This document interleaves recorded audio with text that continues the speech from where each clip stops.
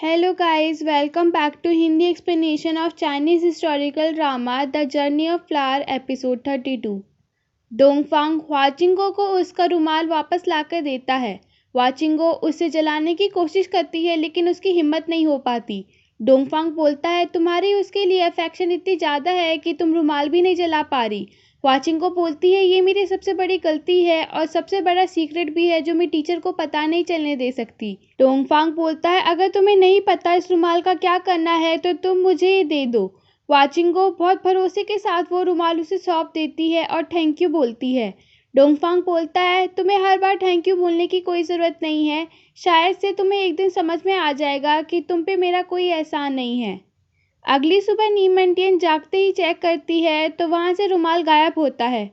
Moyn सी को डांट रहा होता है कि तुम्हें अपने प्रैक्टिस पे ध्यान देना चाहिए, लेकिन पूरे चैंगलियो में बातें फैल रही है कि तुम एक स्पिरिचुअल बग के साथ हो। तभी वहाँ नीमंटियन आ जाती है और बोलती है आपको मेरे लिए इंसाफ करना होगा।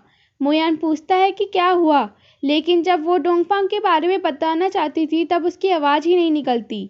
मोयान सी को चेक करने को बोलता है कि कहीं इस पे किसी ने मंत्र तो नहीं पढ़ा है। वो चेक करता है लेकिन उसे कुछ नहीं मिलता। मोयान उसे पाथ लिख डालने को बोलता है। जब वो लिख देती है तो वो सी को पेपर लाने को बोलता है, लेकिन सी बोलता है आपको ये नहीं देखना चाहिए। फिर भी वो देखता है तो उसमें नीमंटियन ने उसकी अजीब सी ड्राइंग बनाई थी। वाचिंगो दोबारा अपने खून के शीशे लेकर बाइज़ुआ के पास आती है, लेकिन बाइज़ुआ उसे देखते ही फेंक देता है। वाचिंगो बोलती है चाहे आप मेडिसिन ले ना ले फिर भी मैं इसको डेली लेकर आऊँगी।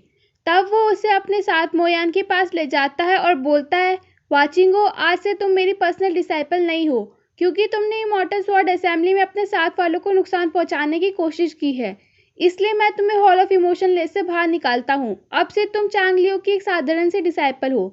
वाचिंगो उससे माफ़ी मांगने लगती है लेकिन बाइज़ुआ उसकी एक नहीं सुनता। वो वहाँ घुटने टेक कर बैठ जाती है। तब टंगबो सी और बाकी सब डिसाइपल भी उसके साथ घुटने टेक कर बैठ जाते हैं और उसके लिए माफ़ी मांगने लगते हैं। शैंक बाहर आके बोलता है एक काम करते हैं, तुम अभी के लिए हॉल ऑफ इमोशन लिस्ट से बाहर चली जाओ, बाद में मैं तुम्हारे टीचर से बात करूँ। रात को शैंक बाइज़ुआ के पास आके बोलता है इतने सालों में बड़ी मुश्किल से तुमने एक डिसाइपल लिया था और उसे भी पलक झपकते बाहर निकाल दिया, लेकिन शायद से यही पैसे एंडिंग होगी। वाचिंगो जाने से पहले बाइज़ुआ से मिलने आती है और बोलती है मैं आपकी डिसाइपल बन पाई ये मेरे लिए बहुत बड़ी बात है, लेकिन मैं अब और आपके साथ नहीं रह सकती, पर मैं आपके लिए एंटीडोट ढूंढ के रहूँगी, फिर चाहे मुझे ज़मीन आसमान एक करना पड़े, बस मेरा इंतज़ार करना। फिर वो हॉल ऑफ इमोशन लेस छोड़कर बाकी डिसाइपल्स के साथ रहने आ जाती है। अगली सुबह डोंगफांग उस पर आके पूछता है कि तुम्हें कोई बात सता रही है क्या।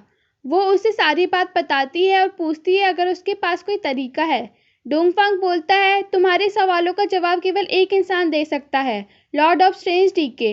वो सीधा पैलवियन मास्टर से मिलने आ जाती है और उसे डिवाइन कॉलरॉन के एंटीडोट के बारे में पूछती है। पैलवियन मास्टर बोलते हैं इसका प्राइस बहुत महंगा होगा।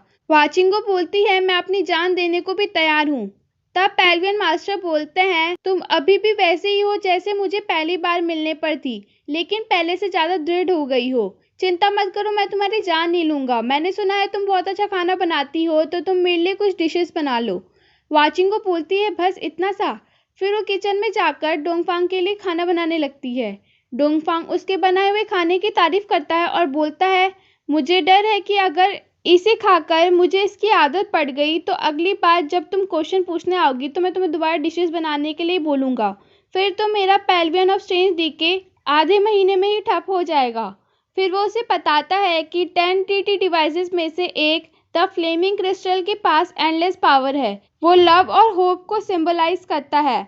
वो एक सूखी डाली को भी हरा भरा बना सकता है, केवल उसी से डिवाइन कॉलरॉन का जहर उतर सकता है। वाचिंगो बोलती है लेकिन उसका पता किसी को भी नहीं है कि वो कहाँ और कैसे दिखता है। पैलवियन मास्टर बोलते हैं अगर तुमने बाकी की नॉट डेटी डिवाइसेस को इकट्ठा करके सील खोल दिया तो बाकी के not deity devices flaming crystal को भी जरूर प्रकट करेंगे। वाचिंगो बोलती है mysterious subdued ruler sky mountain में है, प्रोफाउंड ट्रांजिट मोती सेक्ट लीडर नी के पास है, बैनिस्ड इमॉर्टल अम्ब्रेला और divine cauldron custodian of law के पास है, और बाकी के 5 no return inkstone, tie up the sky chain, sympathise life sword, flow of the light वाला सितार और फैंटेसी ड्रीम बेल मेरे टीचर के पास है। इन सभी को इकट्ठा करना तो बहुत मुश्किल होगा और मुझे सील खोलना भी तो नहीं आता। पेरिवियन मास्टर उसे एक बुक देकर बोलते हैं, ये सील खोलने की एंशिएंट बुक है। ये काम करना आसान टास्क नहीं है। अगर तुमने लापरवाही बरती और गलती से डीमन गॉड को रिलीज कर दिया तो उसका अंजाम मैं सोच भी नहीं सकता। वाचिंगो बोलती है, मैं किसी को भी इस बारे में पता नहीं चलने दूंगी और फ्लेमिंग क्रिस्टल मिलते ही बाकी सारे डीटी डिवाइसेस उनके ऑनर को दे दूंगी। पेरिवियन मास्टर बोलते हैं, कभी कोई ज़रूरत पड़ेगी तो मेरे पास आ जाना। वाचिंगो उससे बोलती है कि एक दिन मैं आपका एहसान ज़रूर चुकाऊंगी। डोंगफांग उससे बोलता है, अगर ऐसा है तो मेरे लिए कुछ डिशेस बना देना। वाचिंगो के जाने के बाद डोंगफांग उसका बनाया हुआ खाना खाता है। उसकी असिस्टेंट और टोंगहुआ उसके पास आ जाते हैं तो वो उनसे बोलता है कि कई बार मुझे बाइजुआ से जलन होती है कि वो हॉल ऑफ इमोशनलेस में बोन्स के साथ रहकर उसके हाथ का बनाया हुआ खाना खा सकता है, जबकि मैं केवल उसे मास्क से देख सकता हूँ, फिर चाहे वो लॉर्ड ऑफ स्ट्रेंज डीके का हो या फिर डोंगफांग का। डोंगहुआ बोलता है, तुम अब भी रुक सकते हो। बाइजुआ का पॉइजन होना क्या तुम्हारे लिए काफ़ी नहीं है? उसे टॉर्चर करना यानी हुआचिंगो को टॉर्चर करने जैसा है और हुआचिंगो को टॉर्चर करने जैसा यानी तुम्हें खुद को टॉर्चर करने जैसा है। डोंगफांग कहता है, मैं अब पीछे नहीं हट सकता। हुआचिंगो वापस आकर वो किताब खोलती है तो उसे कुछ समझ में नहीं आता।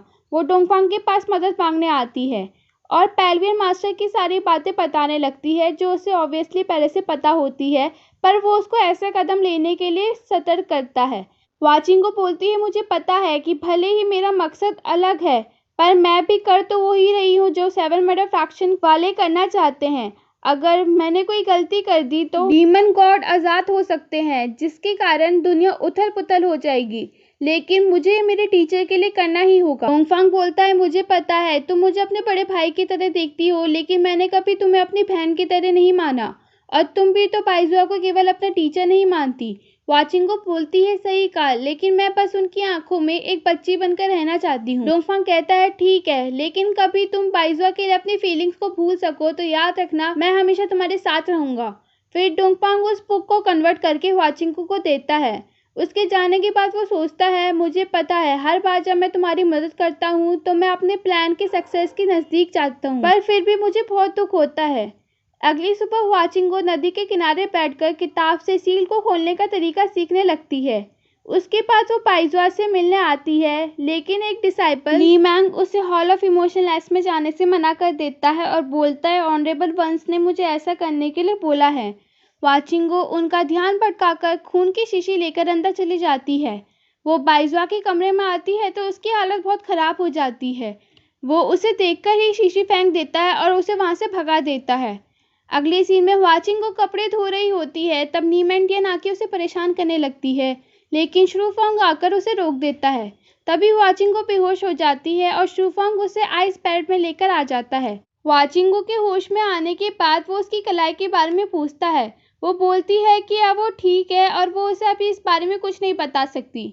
बाद में नीमेंटियन शूफोंग के पास आकर पूछती है, तुमने वाचिंगो को क्यों बचाया? क्या तुम उसे पसंद करते हो? शूफोंग कहता है, नहीं। नीमेंटियन बोलती है, ऐसा है तो फिर तुमने उसे क्यों बचाया? उसका मैं ऐसा हाल करूंगी कि वो मौत की भीख मांगने लगेगी। शूफोंग उसे पकड़ के बोलने लगता है, तुम ऐसे अपनी ज़िंदगी नहीं जी सकती, मैं तुम्हें ऐसे नहीं देख सकता हूँ।